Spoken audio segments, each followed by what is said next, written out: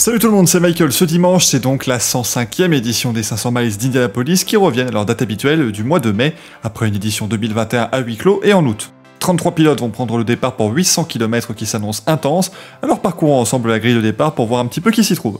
En 11e ligne, on retrouvera Sage Karam, un habitué presque, puisque c'est la 4e fois qu'il s'élancera depuis la 31e position sur la grille, Will Power, vainqueur en 2018, et Simola de Silvestro, la seule femme présente dans les 33 qualifiés, dans une écurie majoritairement féminine, le Paretta Autosport.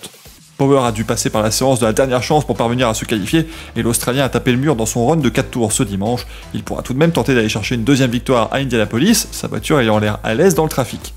La 10e ligne sera partagée par Stephen Wilson, le frère du regretté Justin, et passé à quelques tours de la victoire en 2018, l'ancien pilote de Formule 1 Max Chilton et Dalton Kellett qui va disputer son deuxième Indy 500 consécutif. La 9e ligne fait la part belle à l'expérience, avec le poleman de l'an dernier, Marco Andretti, qui partira depuis la 25e position. L'Américain a terminé deuxième en 2006 pour sa première participation. Les deux Français engagés, Simon Pagenaud et Sébastien Bourdet, s'élanceront à ses côtés. Pagenaud a évidemment remporté l'édition 2019 de Indy 500 depuis la pole position. La 8e ligne sera composée de Jerry Hildebrand qui a bien failli s'imposer en 2011 avant de taper le mur dans le tout dernier virage de l'épreuve, Santino Ferrucci, le premier pilote à avoir tapé le mur ce mois-ci, et Juan Pablo Montoya, le double vainqueur de l'épreuve en 2000 et 2015, fait son retour après 4 ans d'absence pour l'écurie McLaren.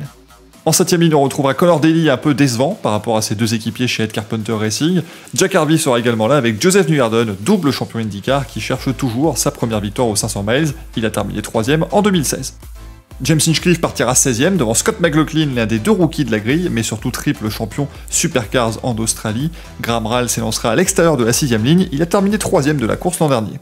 13e sur la grille, Pietro Fittipaldi est le rookie le plus rapide des qualifications dans la voiture numéro 51 qu'il partage à l'année avec Romain Grosjean. Félix Rosenqvist et le vainqueur de l'an dernier Takuma Sato seront avec lui sur la 5e ligne. La 4e ligne de la grille sera composée d'Alexander Rossi, vainqueur de la 100e édition des 500 miles d'Indianapolis en 2016, Ed Jones, 3e en 2017, et Pato Howard, qui va participer pour la 2e fois à l'épreuve et qui a remporté la 2e course disputée au Texas cette année. Place maintenant aux 9 pilotes les plus rapides, le fameux Fast 9. Ryan Hunter va mener la 3e ligne de la grille, le vainqueur de 2014 devance le triple lauréat de l'épreuve Helio Castroneves, qui fête son 21e départ à Indianapolis. Marcus Ericsson sera 9e. Triple poleman à Indianapolis, Ed Carpenter partira de la 4e position devant le vainqueur de 2013, Tony Kanaan, qui prend lui part à ses 20e 500 miles d'Indianapolis cette année. L'Espagnol Alex Palou, vainqueur de la première manche de la saison à Barber, sera 6e sur la grille.